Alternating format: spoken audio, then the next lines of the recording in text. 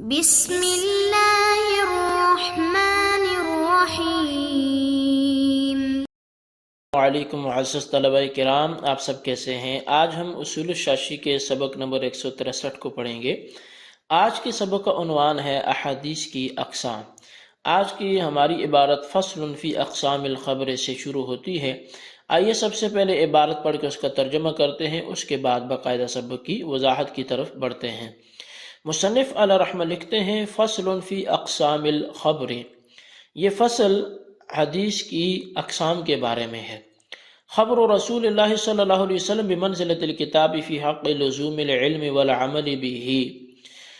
رسول اللہ کی خبر یہ کتاب اللہ کی بمنزلہ ہے علم اور عمل کے لازم ہونے کے حق میں۔ فإن من اطاعہ فقد اطاع اللہ، بس بے شک جس نے رسول اللہ کی اطاعت کی تو اس نے تحقیق اللہ کی اطاعت کی۔ فما مر ذکرہ من بحث الخاص والعام والمشترک والمجمل فی الکتاب فہو کذالک فی حق سنتی، بس وہ جو بحث گزر گئی خاص، عام، مشترک، مجمل، مول وغیرہ کی کتاب اللہ کی بحث میں، بس وہ سنت کے حق میں، حدیث کے حق میں بھی اسی طرح ہے، وہ ساری بحث یہاں بھی اسی ترتیب پر ہے۔ الا ان الشبہۃ فی باب الخبر فی ثبوتہ من رسول اللہ صلی اللہ علیہ وسلم واتصالہ بہ، سوائے اس بات کے کہ جو حدیث کا باب ہوتا ہے یہاں شبہ اس حدیث کے رسول اللہ سے ثابت ہونے اور رسول اللہ سے اتصال میں ہوتا ہے۔ ولہذا المعنى صار الخبر على ثلاثة اقسام، یہی وجہ ہے کہ جو حدیث ہے یہ 3 قسموں پر ہے۔ قسم صح من رسول اللہ صلی اللہ علیہ وسلم، پہلی قسم تو وہ ہے جو رسول اللہ سے صحیح ثابت ہو، وثبت منہ بلا شبہۃ، اور بلا شبہ ثابت ہو، وہو المتواتر، اور اس قسم کا نام متواتر ہے۔ وقسم فیہ ضرب شبہۃ وہو المشہور، اور ایک قسم وہ ہے جس میں کچھ نہ کچھ شبہ ہوتا ہے جیسا کہ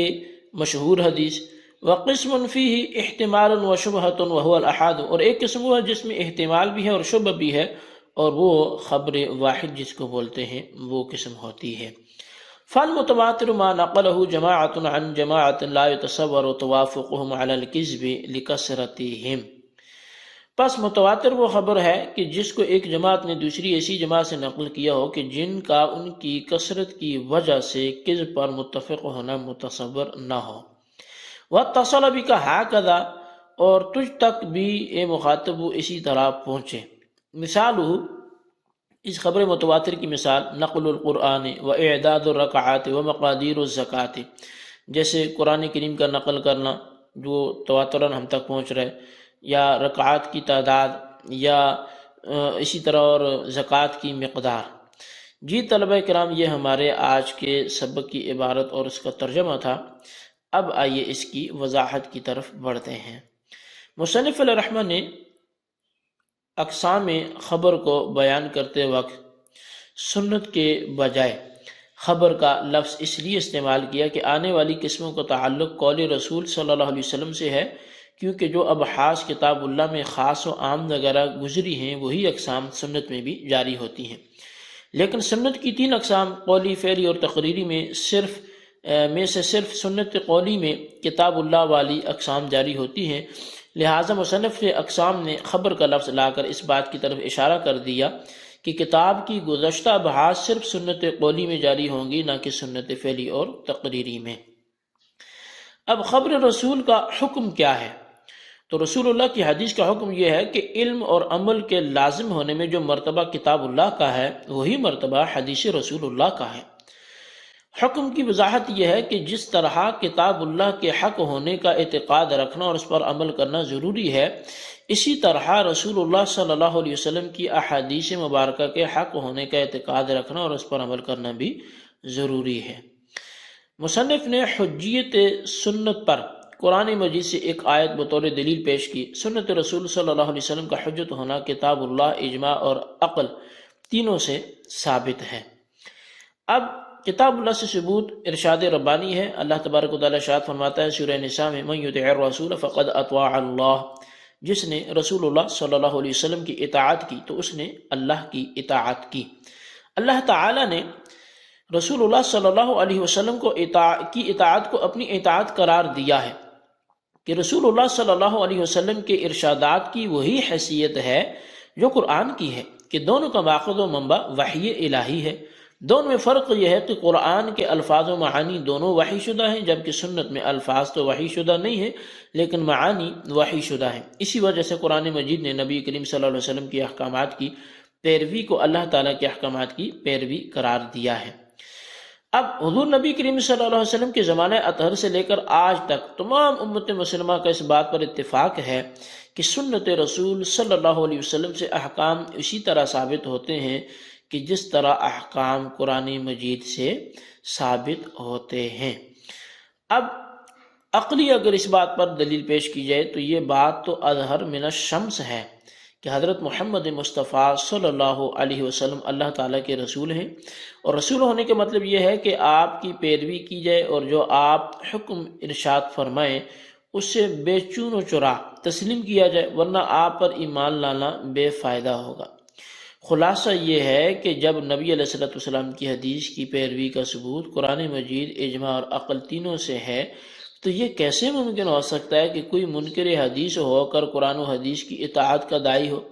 جبکہ انکار حدیث ضلالت اور گمراہی ہے اور اطاعت حدیث ہدایت اور موجب مغفرت ہے۔ کتاب اللہ کی ابحاث میں جن جن اقسام کا تذکرہ گزر چکا ہے وہی اقسام سنت رسول میں بھی جاری ہوتی ہیں، اس لیے مصنف نے ان اقسام کا تذکرہ سنت رسول میں نہیں کیا، یعنی جیسے خاص، عام، مشترک، معول، تو یہی ابحاث یہاں بھی جاری ہوتی ہیں، اس لیے وہ وہیں سے دیکھ لی جائے، اس کے اسباق ہماری ریکارڈڈ ہیں تو ان کو وہیں سے دہرا لیا جائے، یہاں پر ان کا اعادہ نہیں کیا جائے گا۔ یہاں پہ الا ان شبہۃ سے ایک سوال مقدر کا جواب دینا مقصود ہے۔ مصنف نے حدیث رسول کا یہ حکم بیان کیا تھا کہ جو حکم کتاب اللہ کا ہے تو کتاب اللہ کا علم اور عمل کے لازم ہونے میں ہے وہی سنت رسول کا بھی ہے۔ اس حکم پر یہ سوال وارد ہوتا ہے کہ جب سنت رسول کا وہی درجہ ہے جو کتاب اللہ کا ہے تو پھر کتاب اللہ کی طرح ہر خبر رسول کو خبر متواتر اور قطعی ہونا چاہیے تھا، اور خبر رسول کی 3 اقسام متواتر، مشہور اور خبر واحد کی طرف تقسیم نہیں ہونی چاہیے تھی، حالانکہ خبر رسول کی تو 3 اقسام ہیں۔ تو مصنف نے اسی سوال کا جواب دیتے ہوئے فرمایا الا ان شبہۃ کہ قرآن و حدیث علم و عمل کے لحاظ سے شے واحد ہی ہیں، لیکن حدیث رسول میں ثبوت و اتصال کے لحاظ سے یہ شبہ ہو سکتا ہے کہ یہ حدیث نبی علیہ السلام سے ثابت بھی ہے یا نہیں، اگر ثابت ہے تو کس درجے میں ثابت ہے، اور اگر ثابت ہے تو کس درجے میں ثابت ہے، اور اتصال کے لحاظ سے بھی شبہ ہے اس حدیث کا حضور علیہ السلام کے ساتھ اتصال یعنی یقینی ہے کہ نہیں۔ لہذا جب حدیث میں ثبوت و اتصال کے لحاظ سے شبہ ہے تو حدیث مطلقاً قرآن مجید کی طرح متواتر نہ ہوگی، تو اسی وجہ سے حدیث 3 اقسام کی طرف منقسم ہوگی۔ پہلی قسم وہ حدیث ہے جو نبی کریم صلی اللہ علیہ وسلم سے بلا شبہ صحت کے ساتھ ثابت ہو، اس سے مراد یہ ہے کہ راوی اور حضور علیہ السلام کے درمیان کوئی بھی واسطہ ساقط نہ ہو، بلکہ کڑی سے کڑی ملی ہوئی ہو اور وہ ذرہ بھر شبہ بھی نہ ہو، اس میں کمال درجے کا اتصال ہوتا ہے اور اس کو خبر متواتر بولتے ہیں۔ دوسری قسم وہ ہوتی ہے کہ جس میں ادنی درجے کا شبہ ہو، اس سے مراد یہ ہے کہ اس کے اتصال میں صورتاً شبہ ہو اور یہ خبر مشہور ہے۔ تیسری قسم وہ حدیث ہے کہ جس میں حضور نبی کریم صلی اللہ علیہ وسلم سے ثابت ہونے اور نہ ہونے کا احتمال ہو، اور ثابت ہونے اور نہ ہونے کا احتمال اور شبہ ہو، گویا اس میں صورتاً اور مانن دونوں طرح اتصال میں شبہ ہوتا ہے، تو یہ خبر واحد ہے۔ اب مصنف علیہ رحمہ ان تینوں میں سے پہلی قسم یعنی کہ متواتر کی بحث کو بیان کرتے ہوئے فرماتے ہیں کہ فالمتواتر ما نقلہ جماعت، متواتر یہ اس میں فاعل کا صیغہ ہے کہ جس کے لغوی معنی پے در پے آنے کے ہیں، اور اصطلاحی معنی اگر اس کا دیکھا جائے تو مصنف نے متواتر کی اصطلاحی تعریف یوں بیان کی ہے کہ متواتر وہ خبر ہے کہ جس کو ایک جماعت نے دوسری جماعت سے نقل کیا ہو کہ جن کا جھوٹ پر متفق ہونا عقلاً محال ہو اور وہ راوی تک متصل بھی ہو۔ اب اس کی مختلف شرائط وغیرہ بھی متواتر کی بیان کی گئی ہیں، لیکن مصنف نے خبر متواتر کی تعریف کے بعد 3 مثالیں ذکر کی ہیں: قرآن مجید کا منقول ہونا، فرض نمازوں کی رکعات کی تعداد کا منقول ہونا، اور نصاب زکوٰۃ کا منقول ہونا۔ اب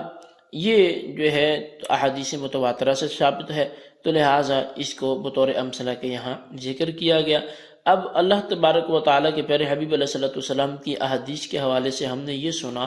کہ حیثیت وہی ہے جو قرآن کی ہے، صرف مقصد جو فرق تھوڑا سا مراتب میں آتا ہے وہ اس وجہ سے آتا ہے کہ یہ حدیث رسول اللہ سے ثابت ہے بھی یا نہیں ہے، تو گویا سند میں کلام ہوتا ہے، متن میں کلام نہیں ہوتا۔ متن کی وہی حیثیت ہے جو قرآن کی ہے، اس سے بھی علم و عمل لازم ہوتے ہیں جیسے کہ قرآن سے ہوتے ہیں۔ اب یہ ہمارے آج کا سبق تھا، اس کو اچھی طرح نوٹ کریں، بالخصوص ان سوالات کے جوابات ہیں۔ سوال نمبر 1 یہ ہے کہ خبر رسول کا حکم تحریر کریں، نیز اگر خبر رسول کتاب اللہ کی طرح ہے تو اس میں تقسیم کی کیا ضرورت تھی؟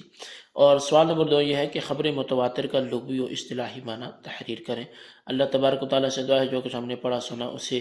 یاد رکھنے کی توفیق نصیب فرمائے، آمین بجاہ النبی الامین صلی اللہ علیہ وسلم۔